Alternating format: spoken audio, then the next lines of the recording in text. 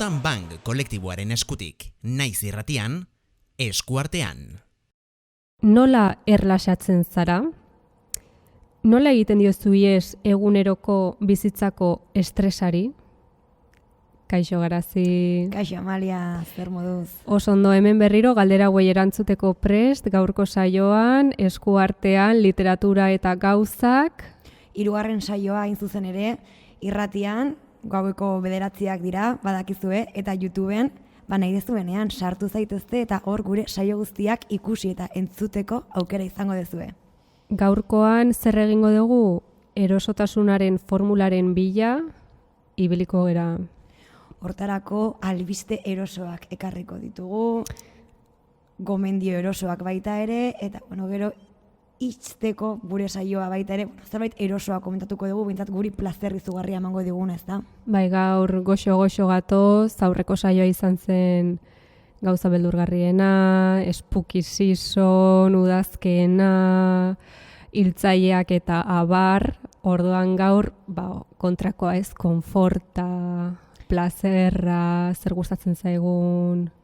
Bueno, eta albisteekin hasteagatik, Amalia, ze albiste eroso edo konfortable topatu dituzuzuk?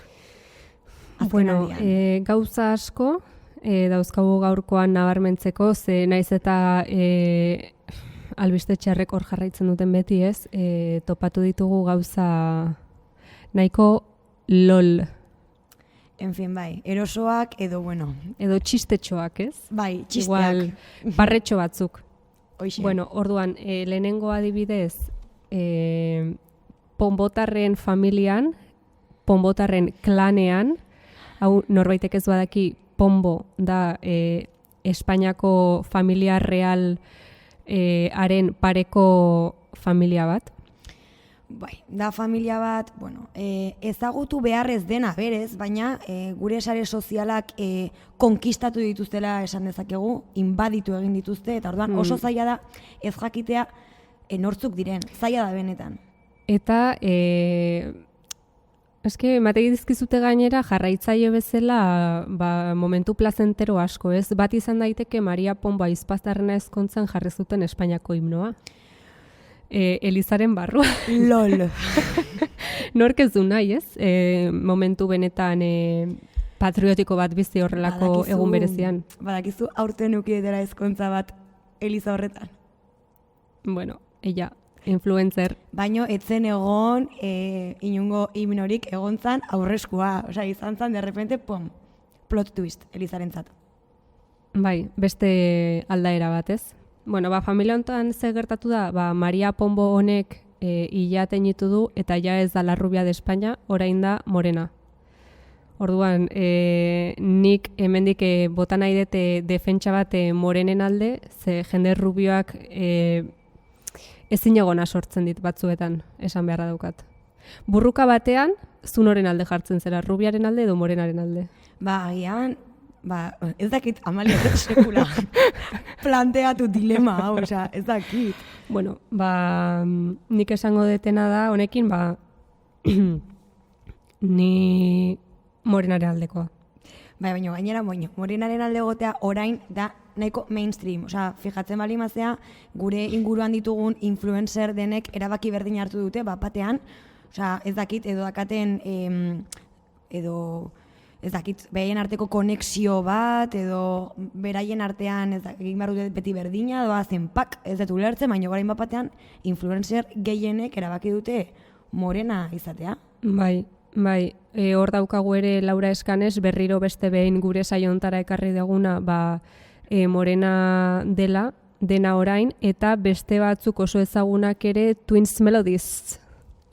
Beraiek ere, hauek igual ezagutuko dituz ez, gertuagokoa dira. Agian entzuten ari dira. Ordiziko alaba kutxunak, ez? Que se dice? Bueno, orduan, eta Pomboren Marta aizpak edukidu alaba bat dela, deitu diote, jarri diote izena Matilda, Maria Pomboren semea da Martin eta Matilda, ondo doaz, eta Marta honen nobioa da Getxoko pijolin bat. getxon, bueno, badakigu zer dagon, ez da? Bai, tipo guapola luze bat. Neguri getxo, bai. Esango nuke bai, eta ber, Julen konfirmatu mesedez, bai, hemen gure bizkaitarra dakagu, Julen beti kamera atzean, eta berak bizkaitar bezala konfirmatzen digu neguri getxon dagoela, seguraski neguriko izango da. Seguraski. Ez dakit, hainbeste ez dut bilatu ez, baina ni beraren gatik oso pozik nago, ze bera beste senar bat edukizun lehenago. Dibortziatu. Bai, eta hau nik uste bere giro gertukoenean zerbait oso deigarria izango zala, ez? Bai, gaina hau oso katolikoak dira, eta berez imaginatzen dut bere lehengo hizkontza elizan. Ez da, eman zela, orduan... Ez dakit, baino seguraski. Bigarren ezkontza hori ere elizan izateko, ojo kuidau, elizari eskatu behar diozu, eta esango nuke Vatikanoari baino, enago ziur, eskatu behar diozu zure lehenengo ezkontza hori anulatzeko. Bai, nik uste ez dela ezkonduko elizan, ja, bigarrena. Igual, bai, hau edakate poderio, hau juten dia Vatikanora eta ate denak zabalik. Aber, non bataiatzen duten umea? Getxon. Te imaginas? Ze, claro, edo Kantabrian, ze hauei asko gustatzen zaie subir al norte. Eta ez, beti, vamos a subir al norte. A todo esto, ez dakit izan zen Maria Pombo, edo beringuruko norbait, egin zutela despedida de soltera. Bai, Lucia Pombo, usted Lucia dela beste batena. Beste batena, egin zuten hemen Euskal Herrian, ez dakit oso ondo nun, eta beraien jolasak ziren, jendeak egiten du humor amarillo, beraik egin zituzten. Herri kirolak? Barkatu, eskemenari gera, gero esango dezue, ikusentzuleok, gero esango dezue, jendeak ez daukala gure kulturarekiko apreziaziorik. Referentes. Nik ikusi ditu loko txibilketa. Claro, eta pasako zuten superondo, gainera. Seguro. Izan zen alucinante. Ikustea, madraka kuadrilla... Ezaugarri konkretu hoiek, ez da, bai dituzten pertsonak horrelako gauzak egiten, osasanu. Wow, bizitzak beti daka zerbait erakusteko, zerbait berria. Baina beraiek oso ondo pasatzen dute, eta hori beti da norbaiten alde esan behar den zerbait, divertitzen badakite. Bai, hori da, baita ere ezaugarri positiboa, izu hori denok jakin beharko genuke. Baiek pozik bizidia, hori hala da. Naiz eta gainera prentsa guztia gainean izan. Ze, klaro, badakigu influencer hauek zerbait egiten balima dute, beti egongo dela hor paparatzion bat argazkiateatzeko. Izan ere, Laura Escanesi hori gertatu zaio. Laura Escanes is the moment. She is the moment. Eta beste saio batean, komentatu behar dugu zergatik, baina nobio bat jarri diote ez. Hain zuzen ere, Álvaro de Luna, esaten dute dela bere mutil berria. Famatua omen da. Abesten du abesti famatu bat, uste dut, eta irrati komertzialean entzuten den abesti bat, erderaz, gaztelaniaz, abesten du gizon honek. Baina ematen du bere adinekoa dela, horri egin dugu zerbait gazteagoa bilatu du gure Laurak. Nik uste kontrasteren baten bila ibiliko zala, ez? Risto kendu dola gainetik eta orain... Eta gainetik ez bakarrik, baita ere Instagrametik, zer noski, ze gertatu zen. Badakigu Laura eta Ristok, hautzi zuen etenean beraien erlazioa, ateaziala segituan, zurrumurru desberdinak, Laurak ezakitzen mutil zekala, bestea, bla bla, dena gezurra, baina, klaro, azkeneko albisteak, ez dia gezurrak, dia egia galantak, eta atea da, Álvaro honekin, beraien, maitasun hori erakusten musu zoragarri eta luze batetik. Ze ondo ikusiko dugu, aber egiten duten aurrera edo ez. Eta, klaro, baina orduan Ristok zer egin du, unfollow Laura, eta Laurak zer egin du, unfollow Risto. Eta orduan, Laura juntzan lehengo egunean, Dulzegidak aurkeztu duen dokumental horren premierrera, hain zuzen ere, Dulzeida al desnudo dokumentala Amazon Primeen dagona, esken fin jantzakite zer egin, baina hau ere egin dute. Dala, intzutenan bezala Las Campos. Las Campos. Pues eso. Ez? Baina hori hobea zan. Bai horre bat zekak. Hori izango zan hobea zekaro. Eta gero hortikan atea zan, Las Camposetan gazteena dan aizpa, eta bain dago aztope. Carmen. La Carmen. Bai. Hori gero gora juntzan, pun. Bai, sartu zuen ja hankatxoa, Mediaseten, eta ja besoa, tronko, hanka, dena aldakaia dauka, dena sartuta. Gero, aste honetan ikusieten beste albiste bat, Miss Argentina eta Miss Puerto Rico ezkondu dira. Me encanta. Benetan izea? Bai, eta esaten tipak, dira, Miss bi emakume, eta ezagutu ziala 2020ko txapelketan, eta sekretuan mantendu zutela, sekretuan, klaro.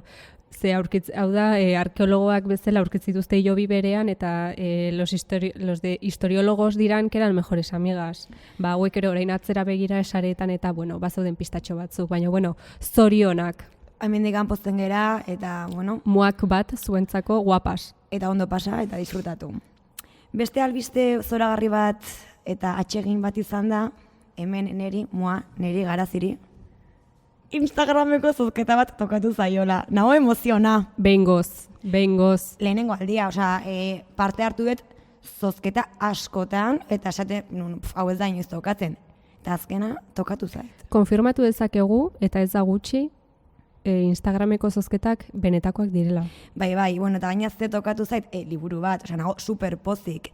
Noren liburua eta nork egintzun zozketa, Nerea Loiolak hain zuzen ere, Nerea eskerrik asko hemendikan muxua. Beste muako bat zuretzako guapa. Gainera, zozketa hortan zuk erabaki behartzen ze liburu nahi zenun, eta gero zozketa hortan sartzen zinan, eta igual tokatzen zen, eta igual ez. Bani gaina, sartu nintzen, Zazpige udalekuak liburuaren zozketan, bere lan berria hain zuzen ere, eta niri tokatu zait. Oindikan etxera ez zait iritsi, baino zainago, ze gaina ematen dudala liburu interesgarria oso desberdina. Escape book bezala definitu dute, hau da ez da bakarrik irakurtzea, baita ere, agian erronkatxoak egin beharko ditugu irakurketan aurrera jarraitzeko, eta beraz hemen nago irrikitan irakurketa berria hau, jorratzeko eta irakurtzeko. Egingo dugu jarraipena horri ere, albisteiaren urrengo atalean nabarmendu nahi nuke jaso degula lehenengo feedback positiboa, zale batena, esanez zorionduz gure lana, bro, ari gera tak, pikopala, eta honekin ze gehitu honi, besterik gabe argitaletxe bat daukazu, nahezu zure liburu agertzea gure saioan, bidali. Bidali guk, ez daukago inolako mugarik. Mesez, tabakaleran gaude, kultura munduan ibiltzen zeatenak badakizu tabakaleraren erbidea. Erreferentziazko zentro bat da. Denok dakigu tabakalera Donostian, hemen, beti presente, gu hemen gaude grabatzen, berriz ere mendikan baita ere eskerrik asko bideo tabakalera. Zuek bidali honea liburuak, zuek bidali lasai, guk irakurriko ditugu. Komentatuko ditugu, partekatuko ditugu, eskerrak emango dizkizugu publikoki. Eta nik nahi nuke partekatu ere beste ez da liburu bat, ez da novela bat, ez da mikroipuña, baino da Bad Bunnyren tweet bat. Eta da nik uste dut ebasioarekin eta plazer bilketa honekin lotura zuzena daukana, da, berak esan zuen, sean intensos, el desinteres aburre. Eta egia da, intenso izateko garaia da, buruan sartu diguten intensa izatea ez dela ona, baino, inork ez du nahi pertsona bat interesik gabea.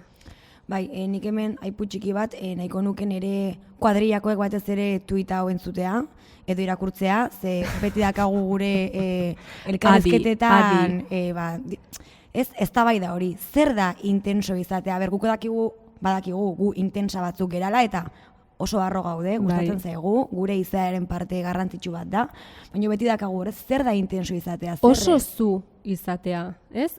Zu, guztiz zu. Eske pixkat lio igual ematen du ez ulertzeko, baino eta Rosaliak ere esaten zuen, izan cringe, ez cringe, dela gaurko inglesezko hiztegiak dakarkigun hitza da, cringe ematen dizuna da gauza bat, ematen dizuna pixkatora, pixkat tirria, pixkat nazka, ez, pixkat, baino, auzolotxa hori gaindituta sartuko zera zure autodeskubrimenduan aratago, ez, puskatu lotxaren mugak, zapaldu muga guztiak. Eske askotan lotxagatik gauza pila bat ez ditugu egiten. Eta begira gu, hemen. Hori da. Bueno, beste albisterik, Garazi? Bueno, baina bukatzeko, albiste plazentero bat da, Sutan Banek bideoklip bat grabatuko duela, hementxe bai pixkat autopromoare egin behar dugu, zeba ez? Eta, bueno, proiektu berriekin gatoz, kolektibotik, gogoratu Sutan Bank dela ikusentzunezko kolektibo bat, proiektu desberdinak egiten ditugula, hemen eskuartean, proiektu horietako bat da, baina baita ere, kideok beste proiektu asko egiten ditugu, eta horien artean urrengoa da bideokliptxo bat, eta oso pozik, gauza gehiago eta kontutxo gehiago zehaztuko ditugu urrengo asteetan, baina jakin behintzat gauza berriak datozela kolektibotik. Bai, gurpilonek aurrera darrai. Bueno, Garazi, egingo dugu agian saltoia gomendioetara, literaturaren inguruko gomendioetara, ze berria bazera igual pentsatu zenezake entzule, ikusle, guk egiten duguna hemen dela kotillo puro bat, oso dokumentazio lan handikoa, baino ez da hori bakarrik, berez da saio literario bat, ez? Hori da, gogoratu beti liburuak direla gure aitzakia beste gauzetaz hitz egiteko, baino noiz behinka liburuetaz ere hitz egiten dugu, beraz, agian gomendio hoiekin, ez da, hasi beharko ginateke. Bai, gaurkoan orain arte esan bezala eta hildo beretik jarraituz, batzuek esango luketen bezala, izango dira liburuak guk irakurtzen ditugunak edo estiloak irakurtzen ditugunak, estresatuta zaudenean zure bizitzarekin gehiago ezin dezakezunean, egun txar bat izan dezunean eta esaten dezunean, nahi dut beste mundu batera jun, behar dut deskonektatu, deskonexioa erlaxatu nahi dut. Eta hori gainera oso udazkeneko gauza bat da. Ze bida, lehen jo nintzen herboristeri batera eta eskatu nituen burnia eta pixka bat, ez dakit nola esaten den. Burni gehigarri hori, ez dakit zer dago, herboristerian esaten dutena. Ana Maria la Justizia. Barkatu, zegon sold out. Ez zegon. Eta esan nion dendakoari, nola notatzen da udazkenean gaudela, eta esan bai, eski udazkenean jendeak ezin du bizitzarekin. Garai gogorrak ari gera bizitzen. Bai, eta ala, pastiak hartu nituen, berez nahi nuen jarabea, baina, hartu nituen, oaindikan enaiz hasi, baina... Floralix. Horako, bai, hori, pakete gorri bat. Bai, egon nahi zor. Bueno, vale, hasiko gera gomendioekin, nik lehenik eta behin, esan nahi dut, nik maite detela irakurtzea niaren literatura. Horrela nagoenean pixkat banoa jun nahi dut, hemendik, nire bizitzatik, nire burutik, nire realidadetik, ostegun, asteazken, astelen honekin ezin dut gehiago. Zer egiten dut, asko gustatzen zait, genero literario hau dela, pixka bat niretzako sentitzen naiz, protagonistaren edo kontatzen duen pertsona horren bizitzan begira bezala zulo batetik, eta kotileatzen. Baina zer da zehazki ni generoa? Niaren literatura, literatura del yo, da bizipen pertsonala kontatzen dituen literatura. Ez dira memoriak, ez dira saiakerak, ez dira egunerokoak, baina kontatzen dute norbanako baten esperientzia bat edo pixka bat egongo litzake ere autofikzio bat izan daiteken horretatik gertu ez. Eta niri asko interesatzen zait hain zuzen ematen dulako norbaiten egunerokoan zaudela sartuta.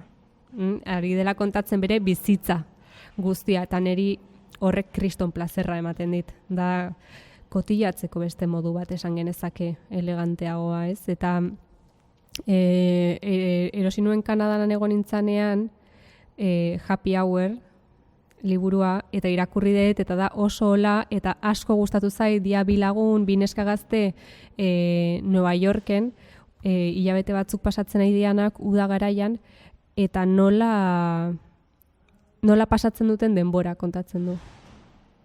Eta asko disfrutatu eta oso ezakit freskoa. Orduan, zuk erabakitzen duzu, zure estres hortatik ihes egiteko beste batzun bizipenetan sartzea. Bai, ni sartzen naiz beraien istorioan. Eta ikusten nola kontatzen duen Isak, berak eta Galak daukaten eguneroko bizitza hiri horretan. Eta nola pasatzen duten ondo, nola dian oso zoriontsuak. Kasu honetan izan daiteke ere, bertsio pixkat deprimentagoa, baina oraingoan ekarri nahi izan pixkat alaia, ez? Osea, kasu honetan, istorio alai bat bilatu duzu. Bai, ez duena esan nahi simplea denik, baino irakurtzen arina eta laia. Osea, gomendatzen duzu, ez da? Bai. Bueno, nire kasuan ere, gustatzen zait beste batzuen istoriotan murgiltzea, baino egia da, igual pertsona txarra naizela, izan daiteke, baino nagonean ja nire bizitzarekin ezin detela, jotzen dut, istorio nahiko gogorretara. Honekin zer esan nahi dut. Osea, justo kontrakoa, ez? Hori da, kasu honetan, bai esango nuke, niaren genero hortatikan nahiko hurbil kokatzen naizela, autofikzioa edo inkluso askotan fikzio gutxi eta auto asko duten lanetara hurbiltzen naizela, baina egia da askotan eta hau benetan egitet konturatu gabe, baina saio hau prestatzerakoan hartu pixka bat baita ere kontzientzia joera hori detela, hartzen ditut istorio nahiko txungoak. Eta agian da, esaten dut, beste batek ni baino goera okerragoak bizi ditu, orduan, nerea ere erlatibizatzeko erabiltzen dut. Ez dakit, psikologo batek saioa entzuten bali madu mesedez, komenta dezala YouTubeen ere bere diagnostikoa zein dan, baino holanik, pixkat hausnarketa eginda, ez dakit, azalpen hori eman diot nire jarrera honi. Kasu honetan, azken aldian, nik ere estresa detenean eta nire eguneroko rutinatik ihes egin nahi detenean, lehenik eta baina hartzen ditut novela grafikoak, bai, hori seguro. Ze novela grafikoekin, beste irakurketa bat egiten duzu, irudiak ere normalean, txekinak dira, ez dira bakarrik letrak, eta nik hori asko disfrutatzen dut. Eta azken aldian, ebasio hori lortzearren, jodeet Marjane Estrapi ilustratzaile eta idazlearen lanetara. Nik idazle hau ezagutu nuen urtarrilaren batean, lehenago, Olentzerok ekarrezitelako liburua, baina urtarrilaren batean aurten irakurri duten lehenengo liburua izan da. Eta asko gustatu zitzaidan bere enfokea. Zergatik, bera da Iraneko idazle bat, bai, eta berak bere bizipenak kontuan hartu eta bere perspektibatikan baita ere jorratzen du feminismoa. Eta oso ondo datorkigu feminista txurioi, ze konturatzen gera feminismoa ez dela bakarrik txuria. Eta beste kolore batzuk ere hartzen dituela feminismoak, askotan feminista txuriek ahaztu ditugunak. Orduan, pixka bat, baita ere gure bizioa irekitzeko ondo etortzen zego. Eta hainbeste disfrutatu nun lan honekin, de hecho gure jarretzaile batek Instagramen, gure Instagrama da abildua eskuka da, komentatu ziten beste lan batzuk ere oso interesgarriak zitula, eta bere lan haundia izango litzateke Persepolis. Persepolis berez dira 4 liburu. Eta gero egin du liburu potolo hau, eta hemen biltzen dira 4 lan horiek. Bai?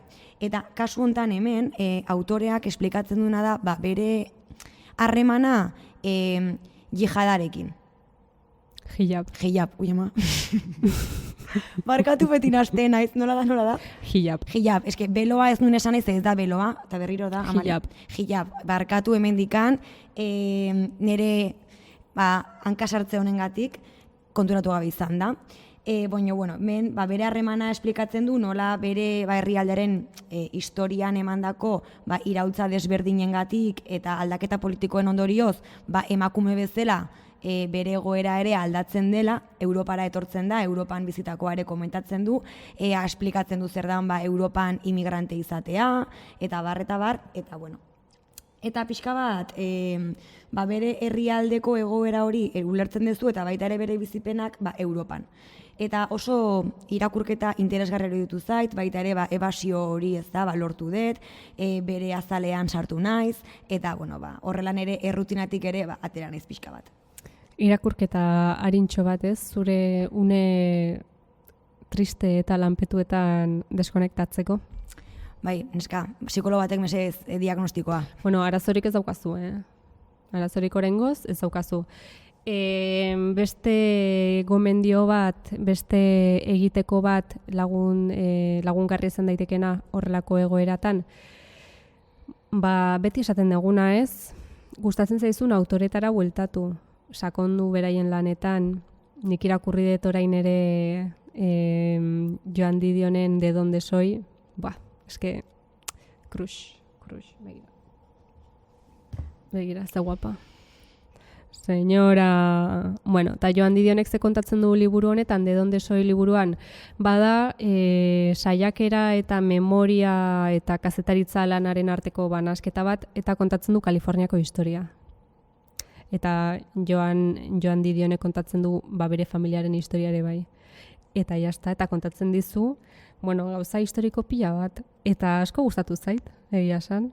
Zuri gainera esan dakoa, idazlea asko gustatzen zaizu. Bai, ni idazleagatik iritsi nintzen ona ez nire liburu historikoekiko daukadan trajektoriagatik zen normalan ez ditut aukeratzen horiek. Nahita nahi ez, baina Joan Didion beti. Eta kasu honetan liburu honek zerbait berria ekartzen du bere idazteko modutikan urruntzen da edo bere estiloari eusten dio?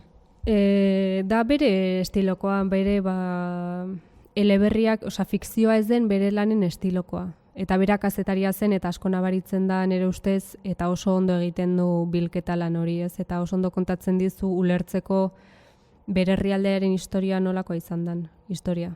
Eta bere familiarena eta nola gurutzatzen diren gauza hoiek eta ze garrantzia zeukan horrek bere bizitzan eta dena kontatzen du beti oso ondo idatzita eta metafora oso politekin, orduan beti dauka pixkat poetikoa dena. Osea, ez da astuna egiten esan nahi dut. Ez. Neri eleberri historioak asko gustatzen zaizkitela eta ni kontziente naiz askotan, gauza nahiko astunak irakurtzen ditutela, baino claro. Bai, baino ez da eleberri bat. Osea, ez dakit, igual atalen batez eizu hain interesgarri iruditzen, zentratzen delako estatu batutako estatu federalaren antolakuntzan, baina, dira 3 orrialde, horren ingurukoak, gero beste gaiak eta aldatzen dira.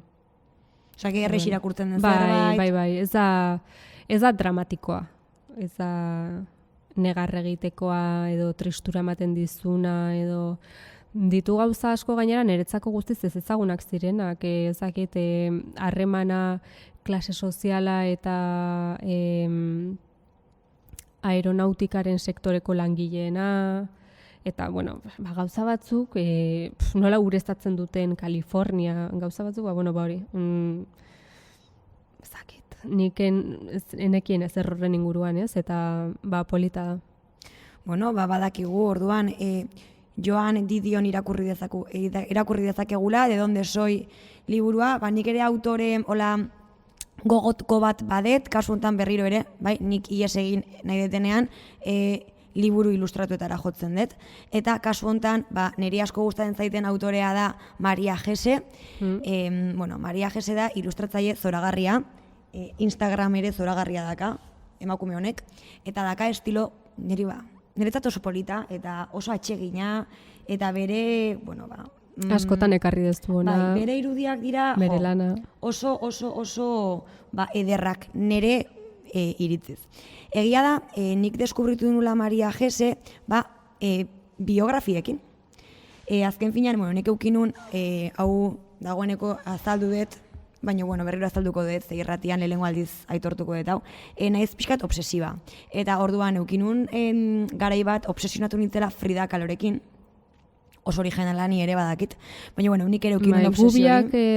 Biok ditugolako momentu batzuk fijazioa handikoak, ez? Gauza oso zehatzekiko. Bai, eta orduan, nik irakurri nun Frida Kahloren egunerokoa, Koldo Mitxelenan dago. Hartu daiteke. Osea, erreala. Erreala, pixka, seguramente egokitua, kopia bat, baina, esan nahi dut, bere letra ikusi nun. Ikusi nun dokumental bat, irakurri nituen, bere inguruan egin diren lanak. Eta, esan nun, biografia bat irakurri beharko dut. Eta, erabaki nun, irakurtzea Maria Geseren biografia, zergatik, ze Maria Gese da oso pertsona jasoa, bere lanak egiten ditu oso ondo, dokumentatzen da pilo bat. Eta egia da, biografiak zertxo bait fikzionatuak direla esango nukela, baina hala ere asko ikasten da.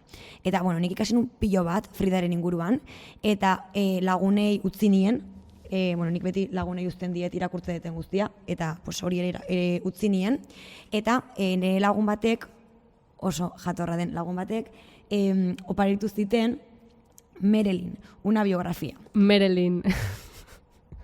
Zeba, parre. Grazia egin dit. Baina da, Marilyn, ez? Bai. Bale, barkatu, batzutan gaizki esaten ditut izenak, gertatzen da, baina oraingoan ondo. Bueno, total, irakurri nuen lan hau. Nik egia esan, Marilyn ez duen ezagutzen, banekin nortzan, bizien izelako mundu honetan, mendebaldean, eta pues, denok ezagutzen dugu nordan, denok dakagu buruan bere irudia soineko txuri horrekin. Marilyn Monroeen argazki bat dago Intza tabernan. Bai. Nik uste bera dela, bai. Agian. Bueno, datu nahiko random bat. Bueno, total, denok dakigula norden, baina benetan pertsonaia ezagutzen dugu, ez pertsona. Nor zen Norma Jean? Aha, that's the question. Hori da galdera, total. Hemen, deskubritu nula emakume zoragarri bat. Enun espero. Osa, nik nezkan ere aurre iritziak, ze bere inguruan gauza asko esan dira, gauza asko idatzi dira, eta aurre iritzi guzti hoiek, atzean utzi nituen hori irakurrita gero. Gero ze gertatu da, Netflixen atea dala pelikula bat, se supone bere biografia jorratzen duna. Fikziozko liburu batean oinarrituta dago. Mesez, hori egingo dugu azpimarratu, fikziozko liburu batean oinarrituta, eta da, nire ustez, desastre bat lan hori. Osea, Ana de Armasek oso ondo egin du bere lana, txapo, baino historioa iruditzen zait, nire ustez nahiko txarra. Osea, oso perspektiba iluna, esan nahi dut, evidentemente emakume honen bizitza oso zaila izan zen, inorrek ezin du hori ukatu, baino nire ustez pelikulan agertzen den bizio hori oso iluna da. Ilunegia, nire ustez pertsonaia nahiko objektu erakusten du pelikulak, ez dakit, hau da janari iritzia nahi zaditua. Eta gero aparte baita ere daude momentu batzuk, ez dakit, antiaborto mugimendua sartu zen pelikula egitera ala ez. Pelikula ikusi balima dezute, agian ulertzen dezuten ere aipua, zuk ikusi dezu Amalia? Ez dizken nire itzako 8 ordu dedikatu. Bueno, hau ez da spoiler, vale? Baina bazpare, norbaitek ez balima du jakin nahi, ez entzun. Baina, basikamente, Marilyn aurtun dago, eta ez dakit gestazioaren ze puntutan, baina eske agertzen da irudia umearena berez garbantzo bat zena, ez, da en plan gorputzarekin hor espektro bat bezala, eta umeak hitz egiten dio. Una movida muy loca, osea, ez dakit. Nik hor esan nuen, zer da, hau, osea, nori iruditu zaio hau ideia ona. Ez dakit, osea, niri hori ez zitzen bate gustatu.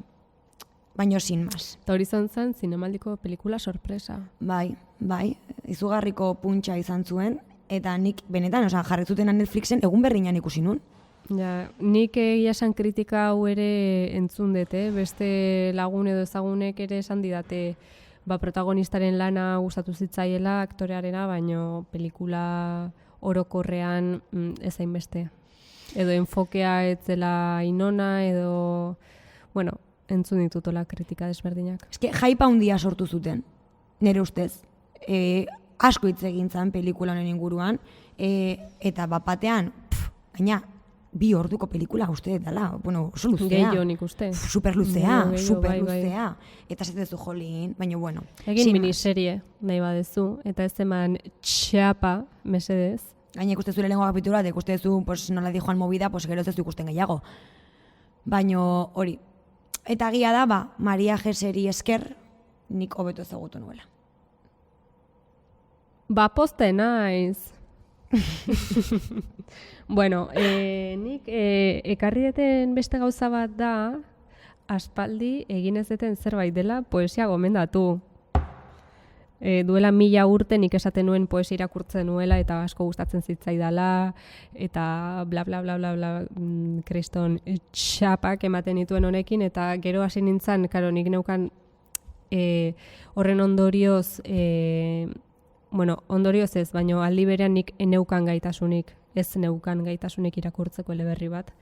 Eta hasi nintzen saiatzen horri konponbidea ematen, eta orduan zagertatu ez dela inbeste poesiarik irakurtzen, ez dut irakurtzen poesiarik orokorrean. Baino, ekarri nahi dut, niretzako urte askoan guztiz konforta izan den zerbait zen niretzako erresagoa zen irakurtzen poesia.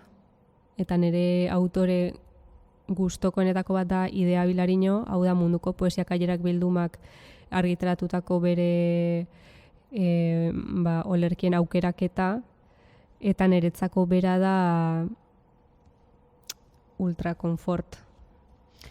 Bueno, nik hemen eskaera bat egin nahi dizuta, Maria. Zenik, badakit zuri poesia gustatzen zaizuela pilo bat, horregatik ani ere hasi nintzen poesia kontsumitzen, baina ez dut lortu. Ez dut lortu nik, zuk bezain beste irakurtzea, disfrutatzea, imposible, igual nahizelako pixkat, ez dakit, nola esan, gehiago kostatzen zaitela poesia ulertzea, izan daiteke, baino ez dut lortu engantxe hori, ez dut lortu, orduan, nik lortu nahi dut, orduan, poesia irakurri nahi degunok, baina oraindik ez degunak deskubritu nola egin, gomendio batzuk mesedez.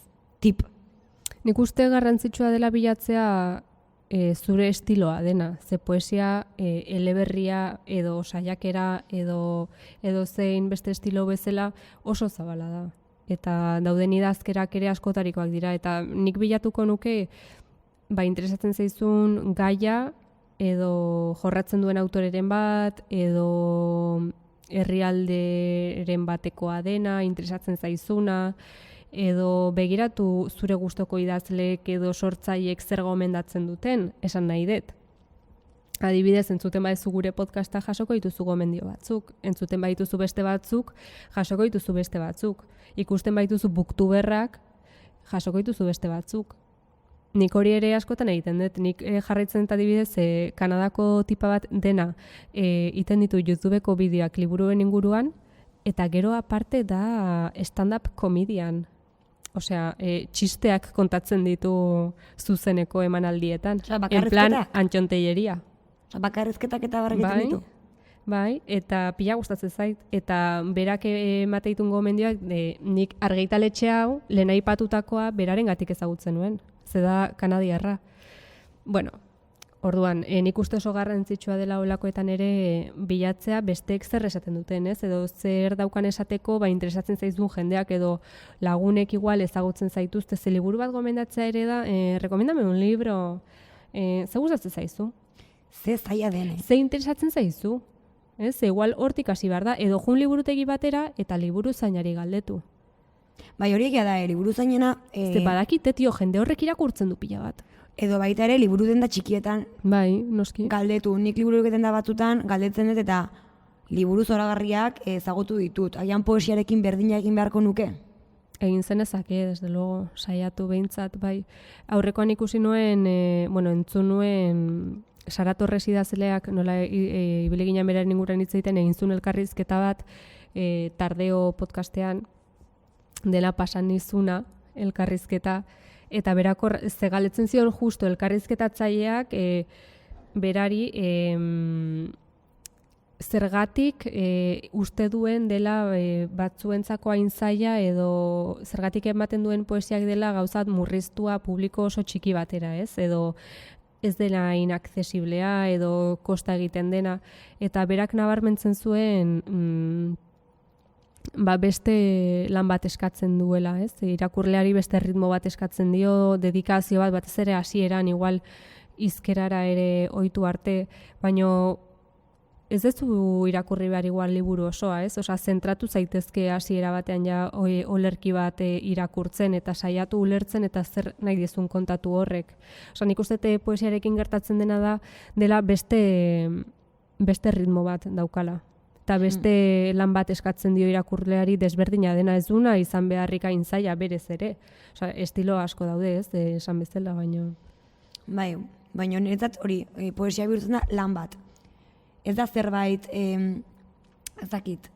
erresa edo estresatuta balimanago ez nioke tarte bat utziko poesiari. Ze niretzat poesia oraindik da zerbait, pixkat bertigo.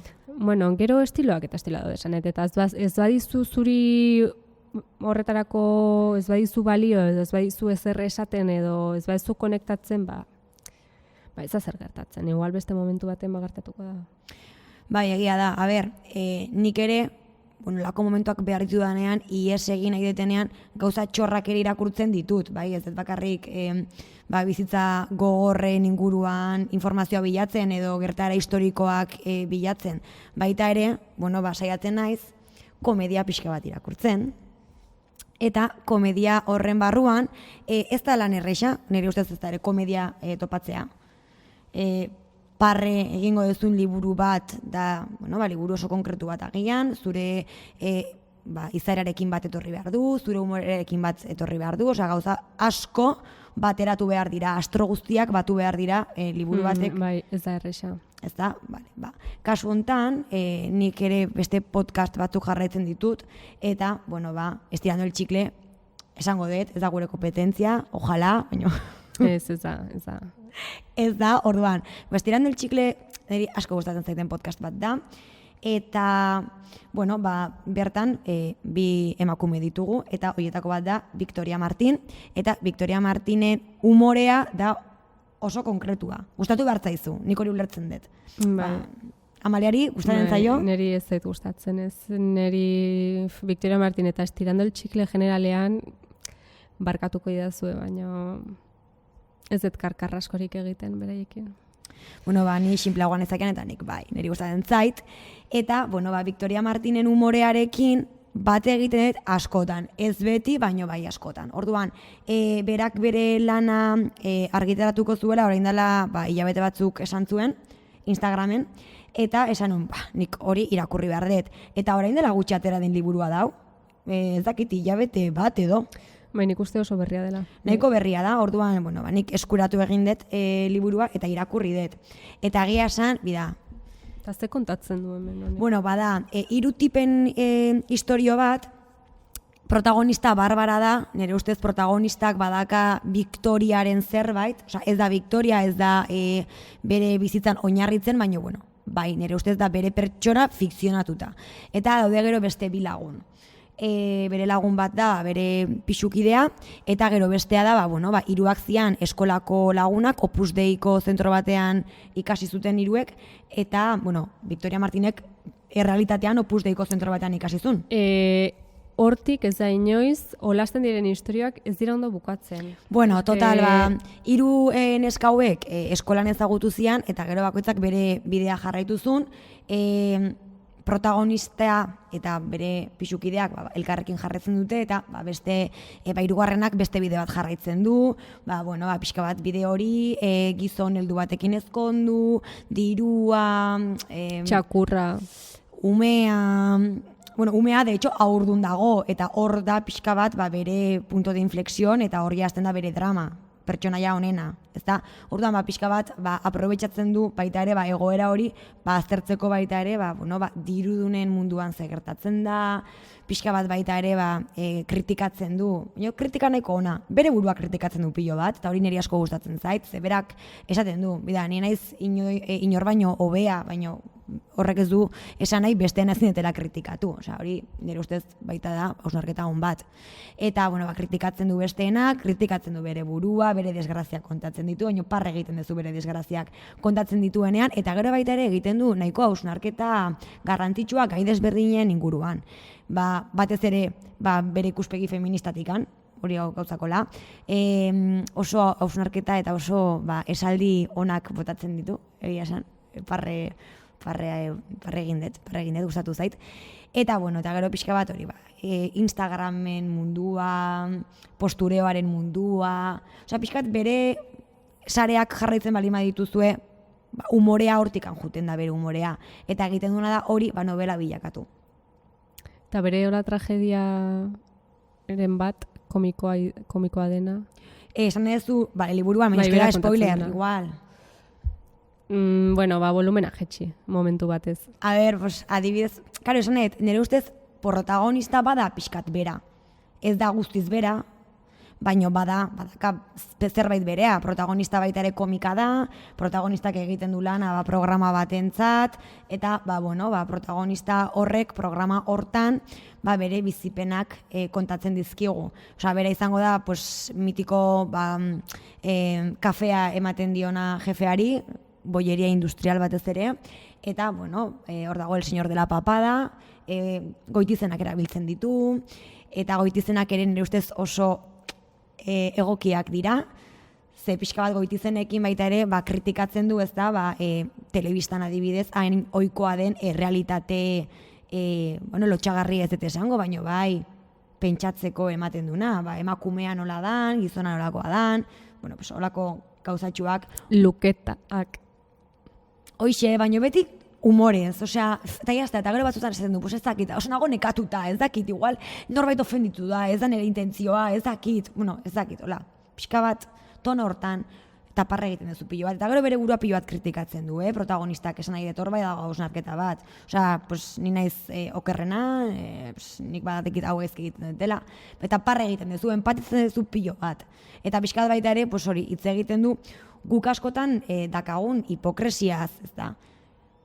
Bai. Osea, nor da perfektua. Zenbat gauza defendatzen ditugu eta gero guztiz kontrakoa egiten dugu. Zeinek ez du erosi zerbait Zaran? Bai, nik bai. Hori. Pare bat aldiz, bai. Pare bat aldiz, ez da? Eta hor beti eta gero zaude, ze gero umeek arropa egiten dute, ja. Bai, zure arropa. Hori da, nire arropa, zuen arropa, seguraski. Bai. Eta bazkenean hori dena, mai gainean jartzen du, baina, behintzat parra egiten dugu. Ez dakit ona den, txarra dan, baina, parrea beti ondo dator nire ustez. Bai, umorea beharrezkoa da, ez? Egun gogor hauetan bizirauteko, sasoi honetan aguantatzeko, zeia iluntzen du arratsaldeko zer dutan? Seitan? Asmatu bete baino. Luguntza, mesedez, orduan, orain arte esaten genuenak ondo geundela eta arazorik ez geneukala hitz egingo dugu. Hemendik hilabete batera. Arratsaldeko 7etan topatzen bagera kalean hitz egingo dugu. Eta esango diguzu begietara begira ondo zaudetela, negarra egin gabe. Ba, igual jarraituta gure gomendioak, gure ezakit irakurketak irakurtzen badituzu, agian alaiago egongo zara. Herboristerian topatzen bali madezu burnia abisatu nun. Bai, bidali location, aurkitzen badezue benetan grazia egiten duen komikoren bat ere bidali. Eskartuko dugu. Mesedez. Zirkuren baterako sarrerak badituzue, ere bai, balio dezake. Parrek nahi dugu. Nik ja besoak zabalik dauzkat, gauza gutxiri esaten dietezetz. Gauza probatzeko, ez da? Esan dugu, lotxa alde batera utzi, gauzak probatu. Desesperazioak eramaten zaitu gainera bide berriak deskubritzera, ez? Eta bukatzen dezu egiten espero zenuen gauzak. Bai, Amalia, hori hala da. Eta guk abisatu genuen, baino agian etzeratu goratuko, datorren igandean, azaroaren 11? Amairu ez da. Amairu, bueno. 11 edo amairu. Behobian ikusiko dugu elkar. Hala da, entzule maiteok. Korrikalari maite hori. Bai. Ze bueno, medikuek esaten dizute, adituek esaten dute, osasun mentala zaindu, kirola egin, garbi jan. Eta zer egiten du pertsona batek, eguneroko bizitzak arrastaka daramanean, edo crossfit, edo korrika, edo eskalatu. Herrialde hontan askok aukeratzen duten drogaina. Barkatu, denek eskalatzen dute orain. Bai, hori da, bira dibez, deskalatzen dezu Tinder eta deskubritzen dezu jende guztiak eskalatzen duela. Bai. Zeda gauza bat, gainera argazki asko ateratzen ditu jendeak horren inguruan. Hori eta mendian txakur batekin. Bai, baina mendia txakur batekin, baina nik enekin eskalada, beste jendek egiten zuen, nik? Bai, zure lagunek ez dute egiten, nire lagun pila batek. Osa nire lagunek gertukoak ez, baina beste lagun batzuk lagunak direnak baita ere, bai. Bai, korrikalariak, bizikletan ibiltzen dianak. Bizikleta fasea iritsi da, zure ondora? Iritsi. Iritsi eta gelditu daramaia. Nere ingurura ere iritsi da, eta Sutamaneko ingurura baita ere. Horatzean, Julen ere, bai. Done Jakue bidea, txirrinda erabiliz. Egin dezu? Aldapa gora. Egingo dezu. Egintzun tramo bat, gezurrik ez esan, egintzun tramo bat, eta aurtengo udaran fisioak uzten baldin badio, etapa luzeago bat, edo ez dakitzen bat denbora gehiago, ibiliko da, txirrindarekin gora eta bera. Ze baina, iristen ari geran momentuan ja belauneko minak eta hor daude. Bai, hori da. Kontu zibili behar da, ondo berotu, mugimendu asko egine, mobilidadea landu, claro. Garazi. Ojo, ni lehengoan egon, nik behobia egingo nuela, esan nuen, lehen urteko behobian. Ze hori da, behobian gertatzen den zerbait. Jutezea behobia ikustera. Fenomeno bat da, koronavirusa bezain kutsagarria dena. Eta zu jutezea behobia ikustera, hor zaude, atope, jendea ikusten, emozionatzen zea baiekin. Por cierto, zerbait oso donostiarra da hau. Esan diate friki batzu gehala, nola jutegean ikustea jendea korrika egiten. Baina bakarrik behobiarekin gertatzen da. Beste lasterkeretan ez da gertatzen. Da egun konkretua. Gozaltzera juten zera eta gero behobia ikustera lagunekin. Baina honek ere badauka alde txar bat, eta da, orain jendeak uste dula 21 kilometro korritzea dela, como si nada. Claro, baina nik ikusi nun. Eta barkatu, lasaitxo. Karo, baina nik ikusi nun behobia, eta zenun, behobia nik hau egin behar dut, baina urtero berdina gertatzen zait, ze gertatzen da, gero emozioa juten dala. Baina bengoan emozioa ez da jun.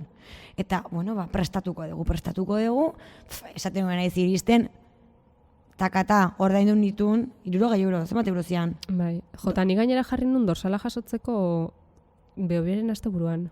Ez, nik jaso de dagoeneko. Badakitzu jungo zina lehenengo egunean. Más o menos, gutxi gola bera. Ni jungo naiz aurreko egunean. Nik ja dagoeneko badakat, nire kamiseta eta dena. Total, prestatzen, eta batean iritsi dala. Data, hortxe dagoela. Prestatzen. Eta barkatu jazu, baina iritsiko gera. Bai, igande hontan ja geizki, baina ondo esaten den bezala igande hontan toka korrida buena. Bai, ez nik ikusi dut ja. Luzea, ze ez dezu ingo? Nik luzea egindet aste honetan. Eta ez dezu ingo gehiago? Ez, nirean egon ja modo 10 kilometro. On. Bueno, ondo. Baina tirada larga, rollo, 16 ya hasta ez. Bueno. Hemen flipada bat naiz, 16 kilometro egindet egun batean, bale? Baina... Ez dakit, nien izari inogo entrenamendurik jarraitzen, Nik hau da egiten deten zerbait, orduan... Bale. Sadan ere buruarekiko. Bai, gina goza hori, pixka bat belaunak zendu barretugula, segure ja, sartzen egea, ja 30 gertu. Bueno, mesedez, inor ofenditu gabe. Arkatu, realitate bat da, jazta, ez da zer gertatzen. Baina ez da txarra. Ez da txarra, baina gure zurrak ez dia, indala 10 urte zian bezalakoak. Ez, baina gure burua hobeto dago. Hori egia da, eta gure poltsikoa ere.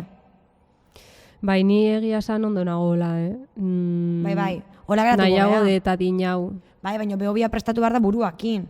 Orduan, oaingoz buruakin indegu, baina eskezakitu zamurro emango egiten, bapatean lesionatzen bali ma naiz, Zea lesionatuko? Bildurrak egin bizi naiz, nila. Ez da lesionatuko? Zesate, hain lortu detela, ez dut lortu, hain dikan ez dut lortu, baina uste lortuko detela. Zu kontu zibili larun bat gauean. Ba, baina ni txintxo biliko naiz. Bale, orduan ondo, arazorik ez. Hori da. Ze lesioak gertatzen dira gauza tontakeriak egiten. Eta hori hola da. Egia da. Horrekin bai ibili behar zala kontuz. Kontuz ibiliko gera, behobian mesez, gure izenak esan, garraxi egin, animatu. Edo bestela babeti bezala, hau paneska, animoneska. Eta nik pentsatuko niretzako dala animo hori. Bai, noski bai, ez zuretzako izango da, beti da neska. Beti, jendeak beti esaten du neska, animo neska, hau paneska. Eta mutilez. Ez dakit, enez fijatzen, baino neska da beti, toki guztitan, bai. Ba, fijatuko naiz. Eta ea eguraldi hona iten duen, mesedez, ja ez gogoratuko, ze pasada, egun batzuk pasadia, baina nik Bilboko maratoian korritu nuen, enun egin maratoia, egin un maratoi erdia. Eta ze beroa. Night maraton eta gaueko 9etan 29 gradu. Ez nik hori ez. Gehiegizkoa iruditzen zait. Ja, baina nik ere euria ez dut nahi, ez, egia esan, euria... Ez du egingo du temperatura perfektoa, goiz izango denez igual brisa pixkat, haizetxo suabe bat edukiko dugu. No, goiz, ni ameiketan ateratzen naiz, Bueno, Ondo ja, baina iritsiko naiz, bai, eta ni ere aterako naiz. ni naiz dordoka bat, nahi, ez da zer gertatzen, Bai, nik poliki egiten dut korrika. nik ere. Inungo preseri gabe. Ez, lasai. Donostiaraino. Donostiaraino. Bulebarrera nik ez denai, egia esan nik ez denai ezagunek nik ustea. Niri jendeak agobiatzen hau. Nik nahi dut egin lasterketa, eta lasai ibili, eta iritsi, eta gero nire etxera jun, dutxatu, bazkaldu, eta siesta bota. A ber, Goals. nire aurpegia tomate bat ez balima da, ez zait importa. Baina eski, klaro, niko haindikan aldapa horiek ez dakit nola egingo dituten. Bi aldapa Seguraski dira, ez zera ondo egongo. Ez, baina azkeneko horrektan egoten da mundu guztia, zuguna zuia iritsi, en plan, utzi pakean. Baina, bueno, nire ikustera etorri, nire familiari esan diot, etortzeko. Bai, jongo diaztu ikustera. Eta zu ikustera ere. Bueno, ez, igual zurekin egingo dute korri. Nik familiako kideekin egiten dut korrika beti bai. Eta behobia zurekin egingo dute. Amaketanik beti normalen elkarrekin egiten dugu korrika, honekin ez pentsatu nire ama denik atxozar motela, nire ama da Iron Manak korritzeko moduko emakumea, ez ditu Iron Manak korritzen, baina bueno. Eta nire aizpa doa aurretik, osa ni naiz familiako motela. Bai, baina orduan, Baita lehengusu batek ere egingo du, bai, nire izebak egiten zuen. Behobia genetan orduan.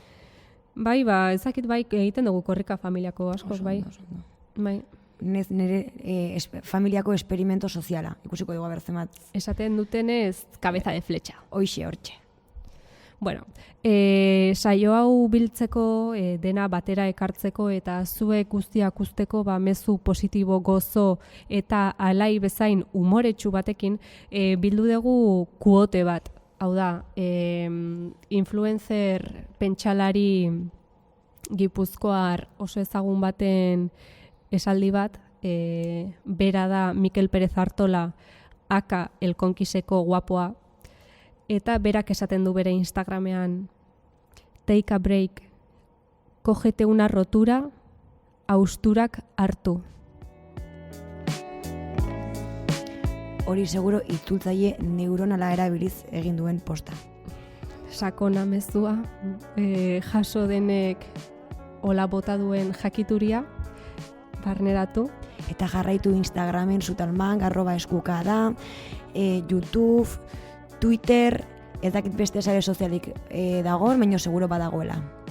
TikTok ere bai. TikTok, claro, TikTok. Bai. Muixo handi bat, naiz irratiari, mil esker, tabakalera, bideo, eskerrik asko. Mil esker, eongo gatxik. 2 aste barru berriro ere naiz irratian, gaueko 9:00 aurrera. Mua.